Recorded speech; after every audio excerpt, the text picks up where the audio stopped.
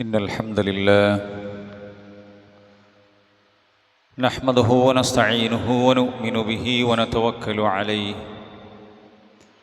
ونعوذ بالله من شرور أنفسنا ومن سيئات أعمالنا من يهده الله فلا مضل له ومن يضلل فلا هادي له أشهد أن لا إله إلا الله وحده لا شريك له وأشهد أن محمدًا عبده ورسوله أرسله بالهدى ودين الحق ليظهره على الدين كله ولو كره المشركون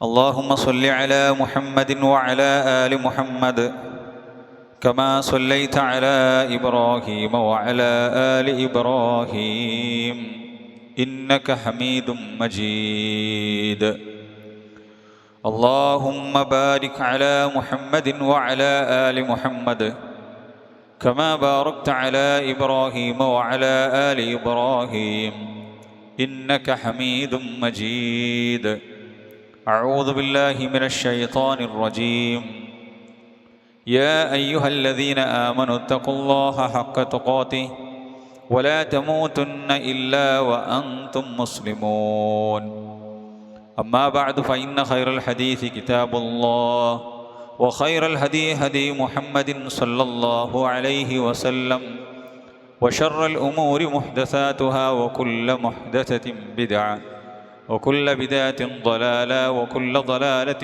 في النار بسم الله الرحمن الرحيم ولله على الناس حج البيت من استطاع إليه سبيلا ومن كفر فإن الله غني عن العالمين. ഏറെ ബഹുമാനമുള്ള സത്യവിശ്വാസികളെ, സത്യവിശ്വാസിനികളെ, റബ്ബ് സുബ്ഹാനഹു വ തആലയുടെ വിധിവിലക്കുകൾ ജീവിതത്തിൻ്റെ എല്ലാ മേഖലകളിലും പാലിച്ചു പുലർത്തി തഖ്വയോടുകൂടി ജീവിക്കണേ എന്ന് എല്ലാ ഓരോരുത്തരെയും ഉപദേശിക്കുകയാണ്, വസിയ്യത്ത് ചെയ്യുകയാണ്. അല്ലാഹു സുബ്ഹാനഹു വ തആല അവൻ്റെ മുത്തഖികളുടെ കൂട്ടത്തിൽ സ്വർഗം കരസ്ഥമാക്കുന്ന മഹാഭാഗ്യവാന്മാരുടെ ഗണത്തിൽ നമ്മെ ഏവരെയും ഉൾപ്പെടുത്തി അനുഗ്രഹിക്കുമാറാവട്ടെ. പ്രിയപ്പെട്ട മുഅ്മിനീങ്ങളെ, മുഅ്മിനാത്തുകളെ, ലക്ഷക്കണക്കായ ആളുകൾ ലോകത്തിൻ്റെ വിവിധ ഭാഗങ്ങളിൽ നിന്നും അള്ളാഹുവിൻ്റെ കഅബാലയത്തിൽ ചെന്ന് ഹജ്ജ് നിർവഹിക്കുവാൻ വേണ്ടി പോയിക്കൊണ്ടിരിക്കുകയാണ്. നമ്മുടെയൊക്കെ കുടുംബാംഗങ്ങളും അറിവിലും പരിചയത്തിലുമുള്ള ആളുകൾ പലരൊക്കെ പോയി കഴിഞ്ഞു, പോയിക്കൊണ്ടിരിക്കുന്നു. അവർ യാത്ര പ്രതീക്ഷിച്ചിരിക്കുകയാണ്. അല്ലാഹു സുബ്ഹാനഹു വ തആല അവർക്കെല്ലാം ലക്ഷക്കണക്കിന് രൂപ ചെലവാക്കിക്കൊണ്ട് അധ്വാനവും അതേപോലെ തന്നെ വലിയ പ്രയാസവും ഒക്കെ സഹിച്ചുകൊണ്ടാണ് നമ്മുടെ സഹോദരങ്ങൾ അള്ളാഹുവിൻ്റെ ഭവനത്തിൽ ചെല്ലുന്നത്. അവർക്കെല്ലാം അല്ലാഹു സുബ്ഹാനഹു വ തആല മഖ്ബൂലും മബ്റൂറുമായ ഹജ്ജ് നിർവഹിച്ച് ഒരു ഉമ്മ പ്രസവിച്ച പൈതലിനെ പോലെ പാപക്കറകളില്ലാതെ തൻ്റെ നാടുകളിലേക്ക്, തങ്ങളുടെ വീടുകളിലേക്ക് തിരിച്ചെത്താനുള്ള സൗഭാഗ്യം അള്ളാഹു നൽകുമാറാവട്ടെ. അവരുടെ പ്രാർത്ഥനകളെല്ലാം അല്ലാഹു സുബ്ഹാനഹു വ തആല സ്വീകരിക്കുമാറാവട്ടെ. പ്രിയമുള്ളവരെ, എന്തിനാണ് ഇത്രയധികം സാമ്പത്തിക ബാധ്യതയും ശാരീരികമായ പ്രയാസവും ക്ലേശവും സഹിച്ചുകൊണ്ട് അവർ ഹജ്ജിന് പോകുന്നത്? പ്രത്യേകിച്ച് ഈ സാഹചര്യങ്ങളിലെല്ലാം ഈ പോകുന്ന പ്രദേശങ്ങളിലൊക്കെ നല്ല ചൂടാണ്. കഴിഞ്ഞ ഹജ്ജിൻ്റെ അനുഭവങ്ങളൊക്കെ ചൂടേറ്റ് ജനങ്ങൾ മരിച്ചു പോകുന്നു. എന്താണ് ഇതിനുള്ള കാരണം? അല്ലാഹു സുബ്ഹാനഹു വ തആല ദീനുൽ ഇസ്ലാമിനെ പരിചയപ്പെടുത്തിയപ്പോൾ ഇസ്ലാമിൻ്റെ തൂണ് 5 എണ്ണമാണ് എന്ന് പറഞ്ഞു. അതിൽ അവസാനത്തെ ഏറ്റവും പ്രധാനപ്പെട്ട തൂണായിക്കൊണ്ട് ഹജ്ജിനെ പഠിപ്പിച്ചു. ഒരു മനുഷ്യന് ഹജ്ജ് ജീവിതത്തിൽ നിർബന്ധമാണ്. ഹജ്ജ് ചെയ്യുക എന്നുള്ളത് അവന് വഴിയൊരുങ്ങിയിട്ടുണ്ടെങ്കിൽ, സമ്പത്തും ആരോഗ്യവും ഒക്കെ ഉണ്ടെങ്കിൽ, അത് ഉള്ള സമയം മുതൽ അവന് ഹജ്ജ് നിർബന്ധമായി. അതിന് വയസ്സേറെ ചെല്ലട്ടെ, കുറച്ചങ്ങ് കഴിയട്ടെ എന്ന് വിചാരിച്ച് കാത്തിരിക്കേണ്ടതില്ല. ഹജ്ജും ഉംറയും ഏതൊരാണിനും പെണ്ണിനും ഈ നിബന്ധനകൾ എത്തിയിട്ടുണ്ടെങ്കിൽ നിർബന്ധമായി. അല്ലാഹു സുബ്ഹാനഹു വ തആല പറഞ്ഞു, വലില്ലാഹി അലന്നാസി ഹജ്ജുൽ ബൈത്തി മൻ ഇസ്തതാഅ ഇലൈഹി സബീല. വഴിയൊരുങ്ങിയിട്ടുണ്ടെങ്കിൽ അഥവാ സാമ്പത്തികമായും ശാരീരികമായും ഒക്കെ ഹജ്ജിന് പോകാനുള്ള അവസരങ്ങൾ കിട്ടിയിട്ടുണ്ടെങ്കിൽ, അങ്ങനെ ഒത്തിണങ്ങിയിട്ടുണ്ട ഏത് ആണും പെണ്ണും അവർക്ക് ഹജ്ജ് ചെയ്യുക എന്നുള്ളത്, കഅബാലയത്തിൽ വന്ന് ഹജ്ജ് ചെയ്യുക എന്നുള്ളത് നിർബന്ധമാണ്. എന്നിട്ട് അല്ലാഹ് തുറന്നുകൊണ്ട് പറയുകയുണ്ടായി, ഒമൻ കഫറ, എന്നാൽ ആരെങ്കിലും ഇതിൽ നിഷേധിക്കുകയാണെങ്കിൽ ഫഇന്നല്ലാഹ ഗനിയ്യുൻ അനിൽ ആലമീൻ, അള്ളാഹുവിനെ നിഷേധിച്ചുകൊണ്ട് എന്തിനാണ് ഇപ്പം ഇത്ര സമ്പത്ത് ചെലവാക്കുന്നത്? ആ സമ്പത്ത് കൊണ്ട് ഏതെങ്കിലും ഒരാൾക്ക്, ചില ആളുകളൊക്കെ പറയാറുണ്ട്, ആ സമ്പത്ത് കൊണ്ട് ഒരു സാധുവിന് വീട് വെക്കാൻ കൊടുത്തൂടെ? ഹജ്ജിന് പോണ പൈസ കൊണ്ട് ഒരു കുടുംബത്തിന് ജീവിക്കാലോ, 2 തലമുറക്ക് ജീവിക്കാലോ. നമ്മൾ ആലോചിച്ച് നോക്കുമ്പോൾ ശരിയാണെന്ന് തോന്നിപ്പോകും. അല്ലെങ്കിൽ മറ്റ് ബുദ്ധിമുട്ടുകളുള്ള ആളുകൾക്ക് കൊടുത്തൂടെ? രോഗികളായ ആളുകൾക്ക് കൊടുത്തൂടെ? എന്തിനാണ് അവിടെ പോയിട്ട് കുറേ ചുറ്റുന്നു, കുറേ നടക്കുന്നു, കുറേ രാപ്പാർക്കുന്നു, എന്നിട്ട് ലക്ഷങ്ങൾ പൊട്ടിക്കുന്നു, സാമ്പത്തികമായി ബുദ്ധിമുട്ട് സഹിക്കുന്നു? ഇങ്ങനെയുണ്ടോ ഒരു ഇബാദത്ത് എന്നൊക്കെ പറയുന്ന മുസ്ലിം നാമധാരികളെ നമ്മൾ കാണാൻ സാധിക്കുന്നു. പക്ഷെ അല്ലാഹു സുബ്ഹാനഹു വ തആല പറഞ്ഞു, അള്ളാഹുവിൻ്റെ കഅബാലയത്തിൽ ചെന്നുകൊണ്ട് ഹജ്ജ് ചെയ്യൽ മനുഷ്യന് നിർബന്ധമാണ് എന്ന് അല്ലാഹു സുബ്ഹാനഹു വ തആല പഠിപ്പിക്കുകയുണ്ടായി. റസൂലുള്ളാഹി സ്വല്ലല്ലാഹു അലൈഹി വസല്ലമയുടെ ഹദീസ് കാണാം. റസൂൽ സ്വല്ലല്ലാഹു അലൈഹി വസല്ലമ പറഞ്ഞു, അയ്യുഹന്നാസ് ഫറളല്ലാഹു അലൈക്കുമുൽ ഹജ്ജ ഫഹുജ്ജു. അള്ളാഹു നിങ്ങൾക്ക് ഹജ്ജ് നിർബന്ധമാക്കിയിരിക്കുന്നു. ഉംറ നിർബന്ധമാക്കിയതുപോലെ തന്നെ ഹജ്ജും നിർബന്ധമാക്കിയിട്ടുണ്ട്. അതുകൊണ്ട് നിങ്ങൾ ഹജ്ജ് ചെയ്യണം എന്ന് പറഞ്ഞു. അപ്പോൾ ഒരു മനുഷ്യൻ ചോദിച്ചു, അഫീ കുല്ലി ആമിൻ യാ റസൂലല്ലാഹ്, അള്ളാഹുവിൻ്റെ പ്രവാചകരെ, എല്ലാ കൊല്ലവും ഹജ്ജ് ചെയ്യണോ എന്ന് ഒരാവശ്യമില്ലാത്ത ചോദ്യം. റസൂൽ മിണ്ടാതിരുന്നു. ഹത്താ ഖാലഹാ സലാസൻ, 3 പ്രാവശ്യം ഇയാൾ ഈ ചോദ്യം ആവർത്തിച്ചു. അത് പാടില്ലാത്തതാണ് അങ്ങനെയുള്ള ചോദ്യങ്ങൾ. വിശുദ്ധ ഖുർആനും ഹദീസും ഒരുപാട് വിലക്കിയിട്ടുള്ള കാര്യമാണ് അനാവശ്യമായ ചോദ്യങ്ങൾ. ആവശ്യമായി അറിയാനുള്ളതോ മനസ്സിലാക്കാനുള്ളതോ ചോദിക്കുക.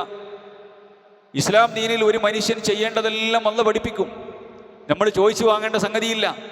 നബി കരീം സല്ലല്ലാഹു അലൈഹി വസല്ലമ 3 പ്രാവശ്യം ചോദിച്ച സമയത്ത് റസൂലുള്ളാഹി സ്വല്ലല്ലാഹു അലൈഹി വസല്ലമ 3-ാമത്തെ പ്രാവശ്യം പ്രതികരിച്ചു, ലൗ ഖുൽതു നഅം ല വജബത് ലമസ്തതഅതും. ഞാനെങ്ങാനും നഅം എന്ന് പറഞ്ഞാൽ അള്ളാഹു നിങ്ങൾക്ക് നിർബന്ധമാക്കുമായിരുന്നു. അപ്പോൾ എല്ലാ കൊല്ലം പോയി ഹജ്ജ് ചെയ്യേണ്ടി വരും, നിങ്ങൾക്ക് സാധിക്കുകയില്ല എന്ന് നബി കരീം സല്ലല്ലാഹു അലൈഹി വസല്ലം പറഞ്ഞു. അപ്പോൾ ആവശ്യമില്ലാത്ത കാര്യങ്ങൾ സമനുൽ വഹി ഇറങ്ങുന്ന സമയത്ത് അങ്ങനെ ചോദിച്ചു കൂട്ടരുത്. അത് ബനൂ ഇസ്രായേലിലൂടെ ജൂതന്മാരുടെ സ്വഭാവമാണ്. പശുവിനെ അറുക്കാൻ പറഞ്ഞു.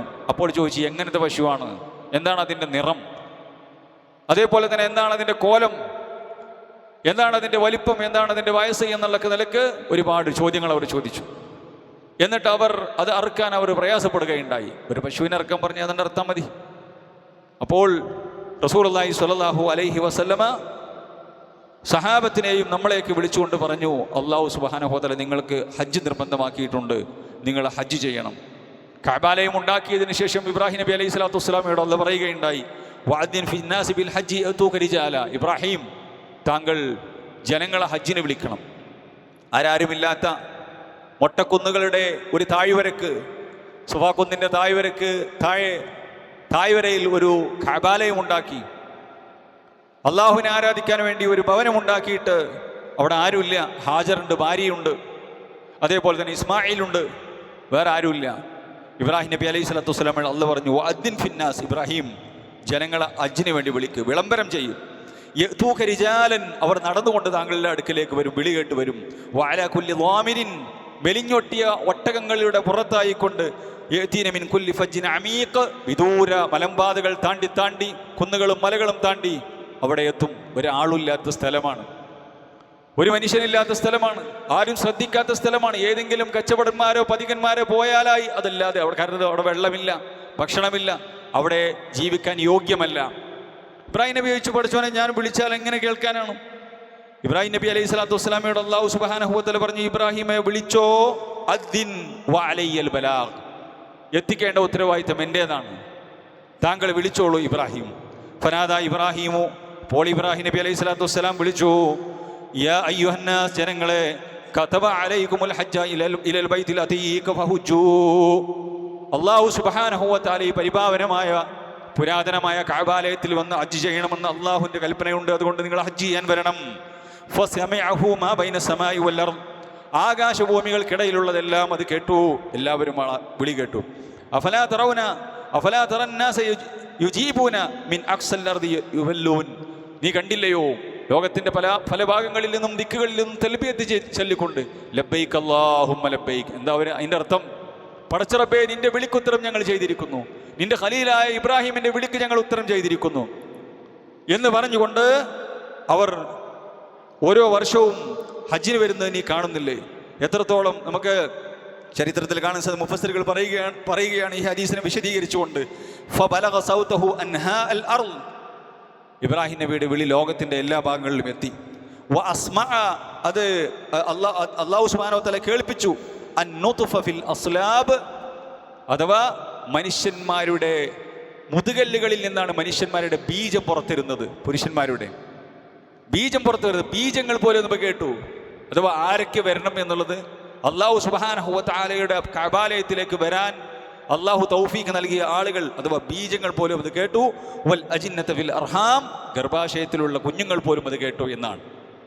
എന്നിട്ട് അവർ പറഞ്ഞു, അജാബു അന്നിദ, അവർ മറുപടി പറഞ്ഞു, ലബ്ബൈക്ക് അല്ലാഹുമ്മ ലബ്ബൈക്ക്, പടച്ചോനെ ഞങ്ങൾ വിളി കേട്ടിരിക്കുന്നു. അപ്പോൾ അള്ളാഹിൻ്റെ വിളി കേൾക്കുക എന്നുള്ളത് വല്ലാത്തൊരു തൗഫീഖാണ് പ്രിയമുള്ളവർ. ഞാനിത് പറയാനുള്ള കാരണം, ഹജ്ജിൻ്റെ ഒരു പ്രാധാന്യം, ഹജ്ജ് റസൂലുള്ളാഹി സ്വല്ലല്ലാഹു അലൈഹി വസല്ലമ എത്രത്തോളം പ്രാധാന്യം പഠിപ്പിച്ചു ധാരാളക്കണക്കിന് ഹദീസുകളിലൂടെ കാണാം.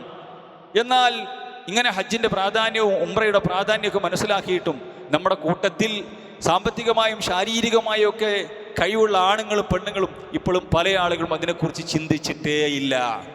സമ്പത്തില്ലാത്തതുകൊണ്ടല്ല, കുറച്ചാണ്ട് കഴിയട്ടെ, 60 കഴിയട്ടെ, 65 കഴിയട്ടെ, എന്തിനായി കാത്തു നിൽക്കുന്നത്? ഒരു ഉംറ പോലും ജീവിതത്തിൽ ചെയ്യാൻ ഭാഗ്യം കിട്ടാത്ത സമ്പത്തുള്ള ആളുകൾ, ആരോഗ്യമുള്ള ആളുകൾ, 1 ലക്ഷം രൂപയുണ്ടെങ്കിലും ഉംറയ്ക്ക് പോകാം, നിർബന്ധമാണ് മനുഷ്യൻ്റെ ജീവിതത്തിൽ. എത്രയോ സഹോദരിമാർ അതിനെക്കുറിച്ച് ആലോചിച്ചിട്ടേ ഇല്ല, സഹോദരന്മാർ ആലോചിച്ചിട്ടേ ഇല്ല.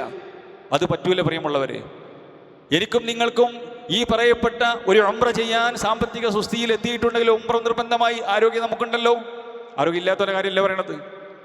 ആരോഗ്യമില്ലാതിരിക്കുവാനും സമ്പത്ത് ഇല്ലാതായി പോകുന്ന ഒരു കാലം വരെ കാത്തു നിന്നിട്ട് എനിക്ക് കഴിഞ്ഞില്ലല്ലോ എന്നിട്ട് ഇനി പിന്നെ ആരെങ്കിലും കൊണ്ട് ചെയ്യിപ്പിക്കുക, അല്ലെങ്കിൽ അവിടെയുള്ള ആരോടെങ്കിലും പറയും വക്കാലത്താക്കുക, അത് പറ്റൂല. നമുക്ക് ഹജ്ജിനും ഉംറയ്ക്കും നമുക്കൊരാഗ്രഹമാണ് പ്രിയമുള്ളവരെ. എനിക്ക് ഹജ്ജ് ചെയ്യണം ആഗ്രഹമുണ്ടെങ്കിൽ ആ ആഗ്രഹം സ്വപ്നങ്ങളായി മാറി നമ്മളെ പ്രാർത്ഥനകളായി ഉയർന്ന് അല്ലാഹു സുബ്ഹാനഹു വ തആല ആ വിളി നമ്മളെ കേൾപ്പിക്കും. 8 ലക്ഷമൊക്കെ മുടക്കി, അല്ലെങ്കിൽ 5 ലക്ഷമൊക്കെ മുടക്കി, അല്ലെങ്കിൽ 4 ലക്ഷം മുടക്കി ഹജ്ജൊക്കെ ചെയ്യാൻ എനിക്ക് കഴിയുമെന്ന് വിചാരിക്കണ്ട. അള്ളാഹ്ക്ക് കഴിയാത്തൊന്നുമില്ല, നമുക്ക് കഴിയാത്തതുണ്ട്. അതുകൊണ്ട് പടച്ചോനെ ഏൽപ്പിക്കണം പ്രിയമുള്ളവരെ. അല്ലാഹു സുബ്ഹാനഹു വ തആല ഏറ്റെടുക്കും അത്.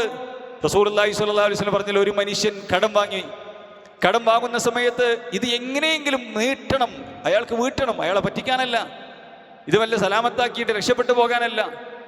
അയാൾ 4 വട്ടം ചോദിച്ചു, 40 വട്ടം ചോദിച്ചു, പിന്നെ ചോദിക്കാതായി, എന്താ ആയിക്കോട്ടെ, അതല്ല.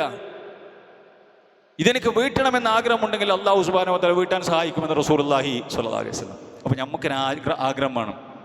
ഉംറ ചെയ്ത ആളുകൾക്ക് ഹജ്ജിന് പോകണം എന്ന ആഗ്രഹം വേണം. അതിന് സമ്പത്ത് നമ്മൾ ഒരുക്കൂട്ടി വെക്കണം. ഉംറ ചെയ്യാത്ത ആളുകൾ ഒരു ഉംറക്ക് ആദ്യം പോകണമെന്ന ആഗ്രഹം വെക്കണം. നമുക്ക് അല്ലാഹു സുബ്ഹാനഹു വ തആല 10, 30, 40, 50 വയസ്സായിട്ടും ഹജ്ജിനെ കുറിച്ചും ഉംറയെക്കുറിച്ചും ചിന്തിക്കാത്ത ആളുകൾ, അത് പറ്റുകയില്ല. റസൂലുള്ളാഹി സ്വല്ലല്ലാഹു അലൈഹി വസല്ലം പറഞ്ഞു, മൻ അറാദൽ ഹജ്ജ ഫല്യതഅജ്ജൽ, ആരെങ്കിലും ഹജ്ജ് ചെയ്യാൻ ഉദ്ദേശിക്കുന്നുണ്ട് എന്നുണ്ടെങ്കിൽ ഹജ്ജ് ചെയ്യാനുള്ള വാജിബ് നിർബന്ധം അയാൾക്കായി. ഇസ്ലാം ദീനിന്റെ 5 തൂണുകളാണ്. 5ാമത്തെ തൂണില്ല. എന്തേ? സമ്പത്തില്ലാത്തതുകൊണ്ടല്ല, സമ്പത്തുണ്ടായിരുന്നു. അപ്പൊ കിട്ടിയ സമ്പത്തൊക്കെ ബിസിനസ് ഇറക്കാണ്. ബിസിനസ് ഇറക്കണ്ട, ദുനിയാവ് മെച്ചപ്പെടുത്തണ്ട എന്നല്ല ഈ പറഞ്ഞതിൻ്റെ അർത്ഥം. ഈ വിഷയത്തിൽ അലംഭാവം കാണിക്കുന്ന ധാരാളം ആളുകളുണ്ട്.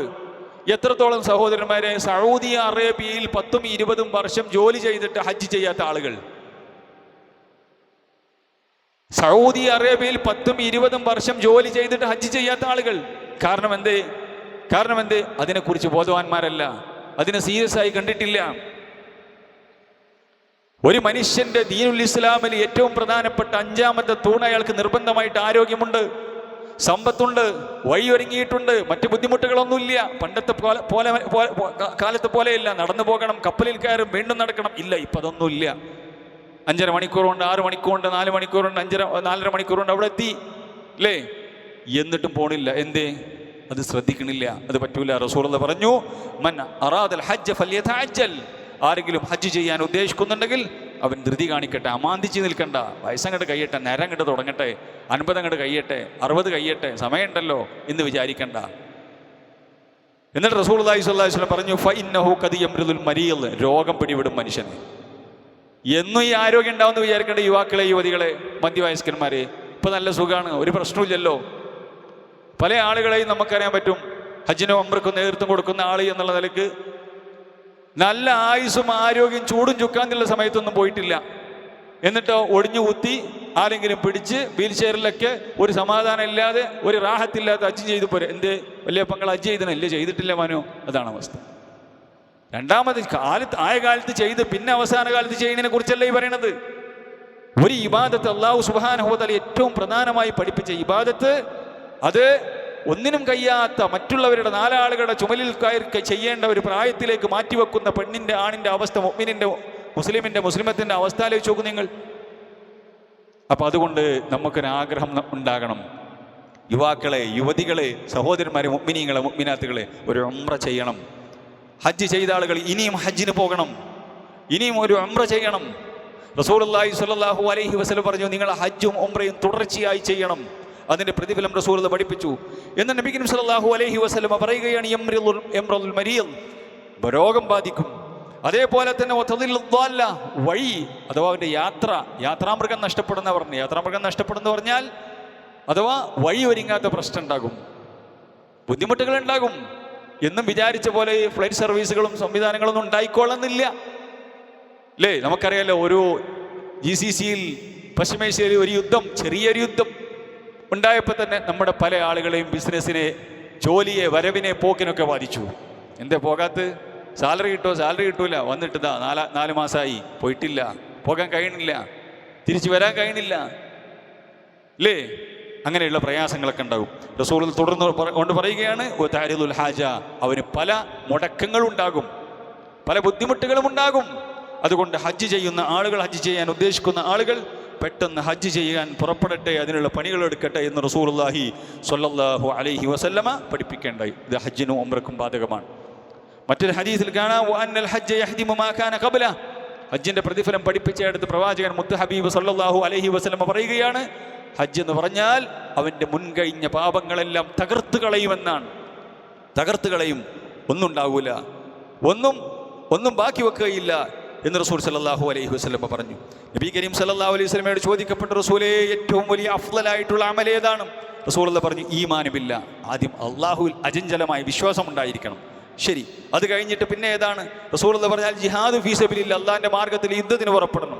ശരി, മൂന്നാമത്തേതാണ് ഹജ്ജുൻ മബ്റൂർ, സ്വീകരിക്കപ്പെട്ട മബ്റൂറായ ഒരു ഹജ്ജ്. മബ്റൂറായ ഒരു ഹജ്ജ്, ഈ മബ്റൂറായ ഹജ്ജ് ചെയ്യാൻ വേണ്ടിയിട്ട് 70 വയസ്സാൻ കാത്തിക്കരുത്. നമുക്ക് നടന്ന്, നമുക്ക് ഓടി, നമുക്ക് രാപ്പാർത്ത് ഏത് സ്ഥലങ്ങളിലേക്കായി പോകുന്നത്? വിശുദ്ധ ഖുർആനും ഹദീസും എമ്പാടും പഠിപ്പിച്ച അത്ഭുതകരങ്ങളായ സ്ഥലങ്ങളിലേക്ക്, കഅബാലയത്തിൻ്റെ മുമ്പിലേക്കാണ്, സഫയിലേക്കും മർവയിലേക്കുമാണ്, പുണ്യഭൂമിയിലേക്കാണ്, മശായിറുൽ ഹറമിലേക്കാണ്, മിന എന്ന അത്ഭുതകരമായ ടെന്റിലേക്കാണ്, നഗരിയിലേക്കാണ് പോകുന്നത്. ഇബ്രാഹിം നബി അലൈഹി സ്വലാത്തു വസ്സലാമയുടെയും ഇസ്മായിൽ നബിയുടെയും പാദസ്പർശമേറ്റ ഒരുപാട് പ്രവാചകന്മാർ നമസ്കരിച്ച മസ്ജിദുൽ ഖൈഫ്, 70ഓളം പ്രവാചകന്മാർ നമസ്കരിച്ച പള്ളി, അല്ലാഹു സുബ്ഹാനഹു വ തആലയുടെ മസ്ജിദുൽ ഹറാമിലേക്ക് ഒരു വക്ത് നിസ്കരിച്ചാൽ 1,00,000 വക്ത് നിസ്കരിച്ച കൂലിയാണ്. ഒരു റക്അത്ത് നിസ്കരിച്ചാൽ 1,00,000 റക്അത്ത് നിസ്കരിച്ച കൂലിയാണ്. അത് കഴിഞ്ഞ് മദീന സന്ദർശനം, എത്രയാ പ്രതിഫലം! മിനയും അറഫയും മുസ്ദലിഫയും, ഇതിങ്ങനെ കേട്ടാ പോരല്ലോ പ്രിയമുള്ളവരെ. അതുകൊണ്ട് നമ്മൾ നമ്മുടെ മനസ്സിൽ ആഗ്രഹം മുട്ടിയിട്ട് വളർത്തി അത് പിന്നെ പുഷ്പിച്ച് കായ്ക്കണം. അപ്പോഴാണ് നമുക്ക് ആഗ്രഹം ഉണ്ടാകണം. നമുക്ക് ആഗ്രഹമൊന്നുമില്ല, എന്നിട്ട് നമ്മളിങ്ങനെ പറയും, എനിക്കൊന്നും സാധിക്കണില്ല. ഇന്നല്ലാഹ ലാ യുഗയ്യിറു മാ ബിഖൗമിൻ ഹത്താ യുഗയ്യിറു മാ ബിഅൻഫുസിഹിം. നമ്മൾ സ്വന്തം മാറാൻ തയ്യാറാകാതെ അല്ലാഹ് മാറ്റുന്നു വിചാരിക്കണം. നമ്മൾ മാറണം. നമ്മളിങ്ങനെ അവിടെ ഇരിക്കുകയാണ്, നമുക്ക് ആ ചിന്തയില്ല, ദുനിയാവിൻ്റെ ശുഗലുകളിലാണ്, തിരക്കിലാണ്. ഇന്ന് ലീവ് എടുത്ത് പോകാൻ നമുക്ക് സമ്പത്തൊക്കെ ഉണ്ട്, പക്ഷെ എന്താ, പോകാൻ കഴിയണില്ല, പോകാൻ മനസ്സിങ്ങോട്ട് വന്നിട്ടില്ല. എങ്ങനെ ഇപ്പോൾ ഒരു 10-30 ദിവസം മാറിക്കും, അപ്പോഴേ ലാഭമാണ് ചിന്തിക്കുന്നത്. അത് പറ്റൂല പ്രിയമുള്ളവരെ. നിസ്സാരമായ കാരണങ്ങൾ നിങ്ങൾക്കറിയാമോ? റസൂലുള്ളാഹി സ്വല്ലല്ലാഹു അലൈഹി വസല്ലമ ഒരു ഹജ്ജാണ് ചെയ്തത്. നബി കരീം സല്ലല്ലാഹു അലൈഹി വസല്ലമ മദീനയിൽ നിന്ന് മക്കയിലേക്ക് ഹജ്ജ് ചെയ്യാൻ വേണ്ടി വരികയാണ്. റസൂലുള്ളാഹിന്റെ കൂടെ ലക്ഷക്കണക്കായ സഹാബത്തുണ്ട്. അങ്ങനെ മദീനയുടെ മീക്കാത്തിൽ വെച്ച് മദീനക്കാരുടെ മീക്കാത്തിൽ വെച്ച് ദുൽഹുലൈഫയിൽ വെച്ച്, അഥവാ അബിയാർ അലി എന്നാണ് പേര്, അവിടെ വെച്ച് മീക്കാത്തിൽ പ്രവേശിക്കും. എല്ലാവരും ഉണ്ട്. റസൂലുള്ളാഹിൻ്റെ സഹാബികളുണ്ട്, റസൂലുള്ളാഹിൻ്റെ ഭാര്യമാരുണ്ട്, റസൂലുള്ളാഹി സ്വല്ലല്ലാഹു അലൈഹി വസല്ലമയുടെ സഹാബാവനിതകളുണ്ട്. അപ്പോൾ പെണ്ണുങ്ങളെ ഭാഗത്തുനിന്ന് വലിയൊരു ഒച്ചപ്പാടും പാളൊക്കെ കേൾക്കണം, ഒരു അപശബ്ദങ്ങളൊക്കെ കേൾക്കുന്നു. അപ്പം നബി കരീം സല്ലല്ലാഹു അലൈഹി വസല്ലം അങ്ങോട്ട് പോയി, എന്തപ്പോൾ ആ ഒരു അനാവശ്യമായ ഒച്ചകളൊക്കെ, എന്താ ഒച്ചപ്പാടുകൾ, ശബ്ദം? അപ്പം എന്താ സംഭവിച്ചിട്ടുള്ളത്? അസ്മാ ബിൻതു ഉമൈസ് മീക്കാത്തിൽ വെച്ച് പ്രസവിച്ചു. ഹജ്ജിന് വന്ന പെണ്ണാണ്. 10 കഴിഞ്ഞാണ്ട് ഹജ്ജിന് വന്നിക്കണം. ആലോചിച്ച് നോക്കണം, നമുക്കൊരു മുട്ടുവേദന, കാലുവേദന, കയ്യോ നടക്കുവോ നമ്മൾ ആലോചിക്കണം. 10 കഴിഞ്ഞ പെണ്ണ് ഹജ്ജിന് വന്നിക്കണം. മീക്കാത്തിൽ വെച്ച് മദീനയിൽ നിന്ന് കുറച്ച് പുറപ്പെട്ട് മീക്കാത്തെത്താൻ അധികമൊന്നും പോണ്ട. എങ്ങനെയാണ് അന്ന് ഹജ്ജിന് അവർ പോകുന്നത്? നമ്മളെപ്പോലെ വിമാനത്തിൽ കയറിയിട്ടാണ് പോകുന്നത് പ്രിയമുള്ളവരെ. നമ്മളെപ്പോലെ വിമാനത്തിൽ കയറിയിട്ടാണ്. മക്കയിൽ നിന്നും മദീനയിലേക്ക് ഏകദേശം 450 കിലോമീറ്റർ, ഏകദേശം എത്ര കിലോമീറ്ററായി? അത് ഈ ഒട്ടകപ്പുറത്തോ അല്ലെങ്കിൽ അവരുടെ കുതിരപ്പുറത്തോ അല്ല കൈതപ്പുറത്തൊക്കെയാണ് യാത്ര ചെയ്യാൻ. ഏകദേശം 500ഓളം കിലോമീറ്റർ ഉണ്ട്. അത് ഇന്നത്തെ റോഡ് മാർഗമാണ് ഞാൻ മനസ്സിലാക്കിയെടുത്തോളം. ഇതോ മക്ക കണ്ട ആളുകൾക്കറിയാം, മക്കയിൽ പോയ ആളുകൾക്കറിയാം, കുന്നുകളും മലകളും താഴ്വരകളും താണ്ടി വേണം പോകാൻ. ഇപ്പോൾ 10 കഴിഞ്ഞ പെണ്ണ് ഹജ്ജിനെ വന്ന് നിൽക്കുകയാണ്. റസൂലുള്ളാഹി ചോദിച്ചോ, എന്തിനാണ് ഈ മുസീബത്തിന് നിൽക്കണത്? ചോദിച്ചില്ല. എന്തിനാണ് ഈ മുസീബത്തിന് നിൽക്കണത്? എന്തിനാണ് പുറപ്പെര? ആരാ പറഞ്ഞ്?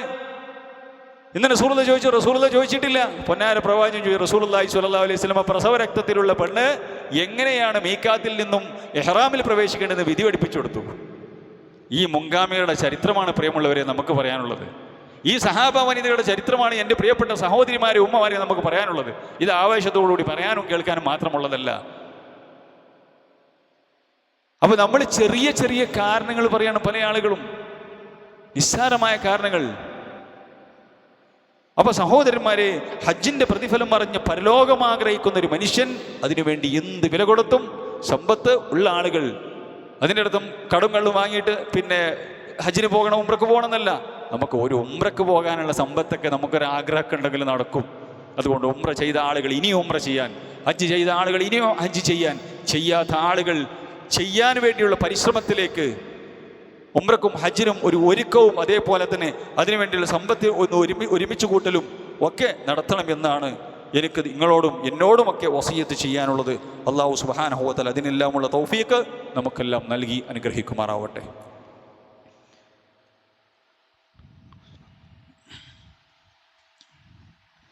ഇന്നൽ ഹംദുലില്ലാഹ് വസ്സലാത്തു വസ്സലാമു അലാ റസൂലിൽ അമീൻ വഅലാ ആലിഹി വസഹ്ബിഹി വസല്ലമ തസ്ലീമൻ കസീറ. ഒരിക്കൽ കൂടി റബ്ബിൻ്റെ നിയമനിർദ്ദേശങ്ങൾ ജീവിതത്തിൽ പാലിക്കണമെന്ന് ഓരോരുത്തരെയും ഉപദേശിക്കുകയാണ്, വസിയത്ത് ചെയ്യുകയാണ്. ഹജ്ജും ഉംറയും ഒരാണിനെ സംബന്ധിച്ചിടത്തോളം പെണ്ണിനെ സംബന്ധിച്ചിടത്തോളവും നിർബന്ധമാണ്. അതിനുവേണ്ടിയുള്ള ഒരുക്കം, പ്രാർത്ഥന നടത്തേണ്ടതുണ്ട്. ഒരു മനുഷ്യൻ്റെ ഇസ്ലാം പൂർണ്ണമാകണമെങ്കിൽ അത് നിർബന്ധമാണ് എന്നുള്ളതെല്ലാമാണ് നമ്മൾ സൂചിപ്പിച്ചത്. അല്ലാഹു സുബ്ഹാനഹു വ തആല പരിശുദ്ധ കഅബാലയത്തിൽ ചെന്ന് ഹജ്ജും ഉംറയുമൊക്കെ മഖ്ബൂലും മബ്റൂറുമായി നിർവഹിക്കാനുള്ള ആരോഗ്യവും സമ്പത്തും തൗഫീഖുമെല്ലാം അല്ലാഹു നമുക്കെല്ലാവർക്കും നൽകുമാറാവട്ടെ. സഹോദരന്മാരെ, സൂചിപ്പിച്ച പോലെ തന്നെ വലിയ വലിയ പ്രതിഫലം വാങ്ങിക്കൂട്ടാൻ പറ്റിയ പുണ്യഭൂമികളാണ് ഹജ്ജും ഉംറയും എന്ന് നമുക്കറിയാം. വലിയ വലിയ അത്ഭുതങ്ങളാണ് അല്ലാഹു സുബ്ഹാനഹു വ തആല പുണ്യഭൂമികൾ സംവിധാനിച്ചു വെച്ചിട്ടുള്ളത്. ഹജറുൽ അസ്വദിനെ കുറിച്ച് റസൂലുള്ളാഹി പറഞ്ഞു, യഅതി ഹാദൽ ഹജറു യൗമൽ ഖിയാമത്തി, ഖിയാമത്ത് നാളിൽ ഈ ഹജറുൽ അസ്വദ് വരും. ലഹു ഐനാൻ യുബ്സറു ബിഹിമാ വലിസാൻ യൻതിഖു ബിഹി. ഹജറുൽ അസ്വദിന് അല്ലാഹു സുബ്ഹാനഹു വ തആല കണ്ണും നാവും സംവിധാനിക്കും. എന്നിട്ട് വയഷ്ഹദു ലിമൻ ഇസ്തലമഹു ബിഹഖിൻ, അതിനെ ചുംബിച്ച ആളുകൾക്ക് വേണ്ടി അല്ലാഹു സുബ്ഹാനഹു വ തആലയുടെ ശുപാർശ പറയും. ഹജറുൽ അസ്വദ് അത്ഭുതം. അതേപോലെ തന്നെ ഞാൻ സൂചിപ്പിച്ച പോലെ തന്നെ അല്ലാഹു സുബ്ഹാനഹു വ തആല അല്ലാഹുവിൻ്റെ അതിഥികൾക്ക് വേണ്ടി അബൂ ഹുറൈറ റളിയല്ലാഹു അൻഹു പറയുകയാണ്, അൽ ഹജ്ജാജ് വൽ ഉമ്മാർ വഫ്ദുല്ലാ. ഹജ്ജിന് പോകുന്ന ഹാജിമാരായിട്ടുള്ള ആളുകൾ, ഉംറ ചെയ്യാൻ പോകുന്ന ആളുകൾ അള്ളാഹുവിൻ്റെ വഫ്ദാണ്. അള്ളാഹു സുബ്ഹാനഹു വ തആലയുടെ വീട്ടിലേക്ക് പോകുന്ന അതിഥികളാണ്. ഇൻ ദഅഉ അജാബഹും, അവരെന്ത് ചോദിച്ചാലും പടച്ചറബ് കൊടുക്കും.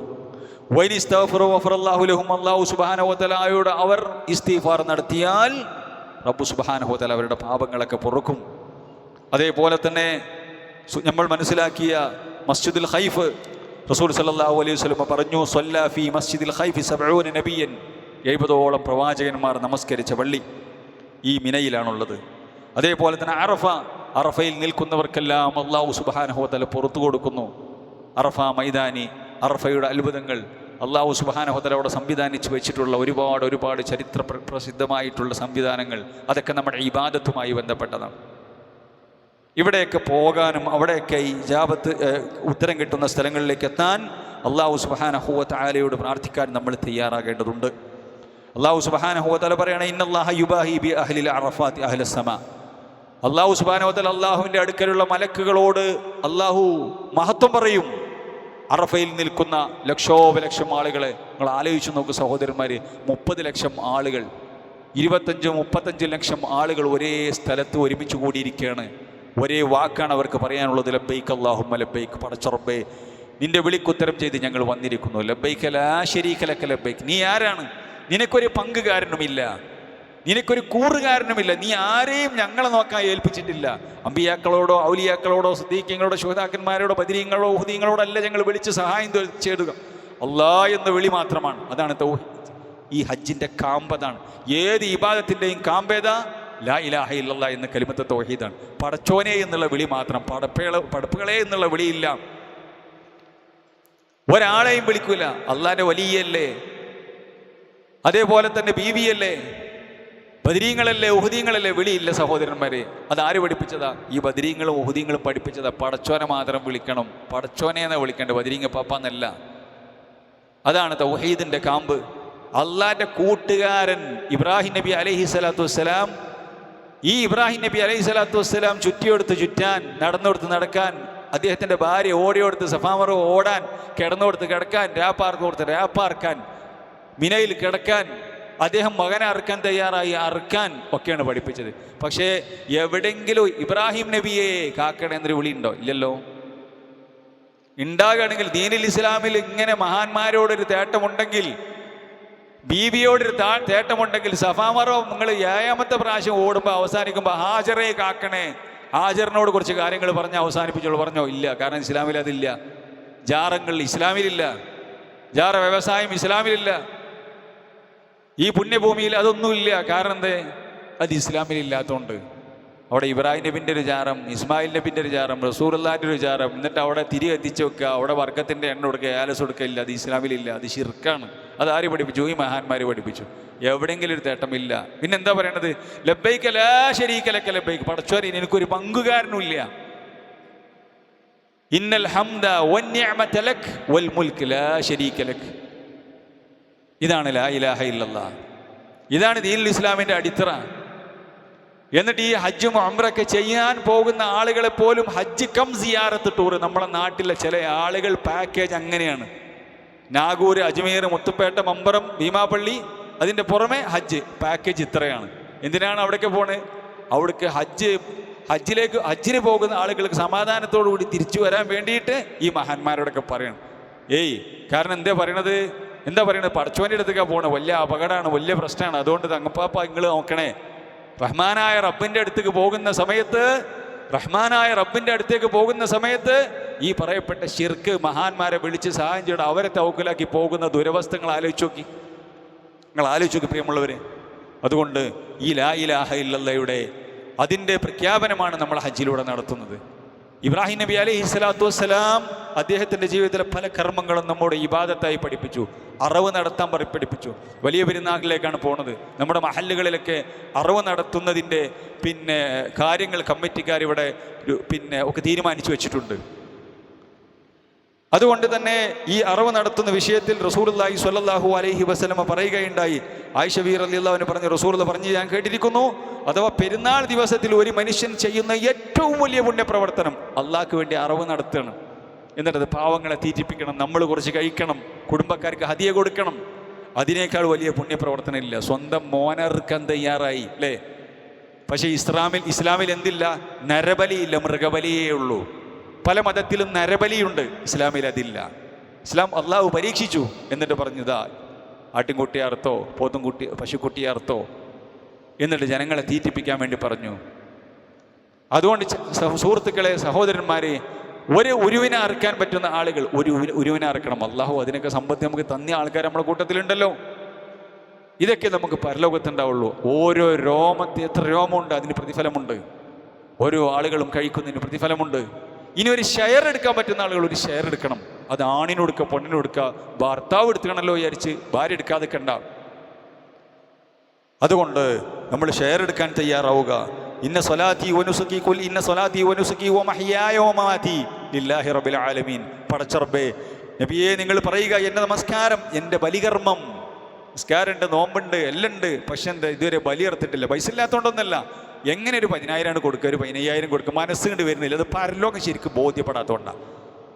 ഒരു ഷെയർ എടുക്കാൻ, അള്ളാഹുവിന് ഏറ്റവും സ്വന്തം മകനെ ബലിയെറുക്കാൻ പറഞ്ഞൊരു അത് കേട്ടു പ്രവാചകൻ. അത് അള്ളാഹു സുബ്ഹാനഹു വ തആല അതൊരു സുന്നത്താക്കി വെച്ചു, പാവങ്ങൾക്ക് ഭക്ഷണമാക്കി കൊടുക്കുന്നത്. അതാണ് അള്ളാഹു സുബ്ഹാനഹു വ തആലയുടെ തീരുമാനം, അള്ളാഹു സുബ്ഹാനഹു വ തആലയുടെ നിയമമാണത്. അതുകൊണ്ട് സമ്പത്തുണ്ടായിട്ടും ബലിയെറുക്കാത്ത ആളുകൾ നമ്മുടെ ഈദ്ഗാഹിൻ്റെ മുസ്തല്ലയിലേക്ക് വരാതിരിക്കട്ടെ എന്ന് പറഞ്ഞു. അപ്പോൾ പണ്ഡിതന്മാർ പറഞ്ഞു വരാതിരിക്കട്ടെ എന്ന് പറഞ്ഞാൽ ഓൻ അർത്ഥം ചെയ്തില്ല, ഇനി വരണ്ടാന്നാണല്ലോ. ആ ഒരു ലാഭം കിട്ടി. പെരുന്നാൾ നിസ്കാരം ഒഴിവാക്കല്ലോ, അതല്ലേ പറഞ്ഞതിൻ്റെ അർത്ഥം. വരണം, പക്ഷെ അത്രത്തോളം ഗൗരവം പഠിപ്പിച്ച എന്ത്, അള്ളാഹിൻ്റെ മുമ്പിൽ വന്നിട്ട് അള്ളാഹു അക്ബർ എന്നിങ്ങനെ പറയണല്ലോ.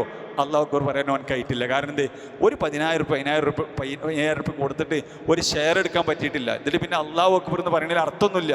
അൽമാലു അക്ബർ എന്നാണ് പറയുന്നത്, എനിക്ക് സമ്പത്താണ് വലുത് എന്നാണ് പറയേണ്ടത്, എന്നാണ് പറഞ്ഞതിൻ്റെ അർത്ഥം. അപ്പോൾ സഹോദരന്മാർ, ഞാൻ പറഞ്ഞു വരുന്നത്, അള്ളാഹുവിന് വേണ്ടി, പിന്നെ ബലിയെറുക്കാൻ, നമ്മുടെ പരലോകത്തിന് വേണ്ടി, പാവങ്ങളെ തീറ്റിപ്പിക്കാനും വേണ്ടി, ഏറ്റവും വലിയ പ്രതിഫലം കരസ്ഥമാക്കാനും വേണ്ടി നമ്മളെല്ലാവരും കഴിയുന്ന ആളുകളൊക്കെ ഷെയർ കൊടുക്കണം. നമുക്കൊക്കെ കഴിയും, നമ്മൾ വിചാരിച്ചിട്ടുണ്ടെങ്കിൽ. പ്രിയമുള്ളവരെ, ഒരു സാധാരണ നമ്മൾ പറയാറുണ്ട്, നമ്മുടെ കുടുംബത്തിൽ നിന്ന് ഡ്രസ്സ് എടുക്കാൻ വേണ്ടി പോയാൽ എത്ര ഉറുപ്പ്യാണ്, എത്ര ആയിരങ്ങളാണ് നമ്മൾ ഡ്രസ്സ് എടുക്കുന്നത്.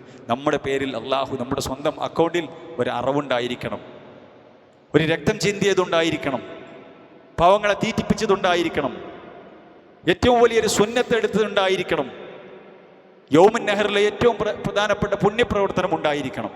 അതിനുവേണ്ടി നമ്മളെല്ലാവരും ഷെയർ കൊടുക്കുക. നമ്മളെ കമ്മിറ്റിക്കാർ, ഉത്തരവാദിത്തപ്പെട്ട ആളുകൾ നമ്മൾ ഓരോട് സംസാരിക്കുക. അള്ളാഹു സുബ്ഹാനഹു വ തആല ഈ നിലക്കുള്ള സുന്നത്തുകളും അള്ളാഹുവിൻ്റെ നിർദ്ദേശങ്ങളൊക്കെ പാലിച്ച് ജീവിക്കാനുള്ള തൗഫീക്ക് അള്ളാഹു നമുക്കെല്ലാവർക്കും നൽകി അനുഗ്രഹിക്കുമാറാവട്ടെ. റബ്ബ് സുബ്ഹാനഹു വ തആല നമ്മുടെ പാപങ്ങളെല്ലാം പുറത്തു തരുമാറാവട്ടെ. നമ്മുടെ സമ്പത്തിലും നമ്മുടെ മക്കളിലുമെല്ലാം അള്ളാഹു ഖൈറും ബർക്കത്തും നിറക്കുമാറാവട്ടെ. എല്ലാവിധ പരീക്ഷണങ്ങളിൽ നിന്നും അള്ളാഹു നമ്മെ കാത്തുരക്ഷിക്കുമാറാവട്ടെ. അള്ളാഹു സുബ്ഹാനഹു വ തആല നമ്മുടെ കൂട്ടത്തിൽ നിന്ന് മരിച്ചുപോയ ആളുകൾക്ക് മഗ്ഫിറത്തും റഹ്മത്തും നൽകി അവരെയും നമ്മളെയും അവർ ജന്നാത്തിൽ ഫിർദൗസിൽ ഒരുമിച്ച് കൂട്ടി അനുഗ്രഹിക്കുമാറാവട്ടെ. അള്ളാഹു സുബ്ഹാനഹു വ തആലയുടെ കഅബാലയത്തിൽ ചെന്ന് ഹജ്ജും ഉംറയും ചെയ്യാൻ ഉള്ള തൗഫീക്ക് അള്ളാഹു സുബ്ഹാനഹു വ തആല നമുക്ക് പ്രദാനം നൽകുമാറാവട്ടെ.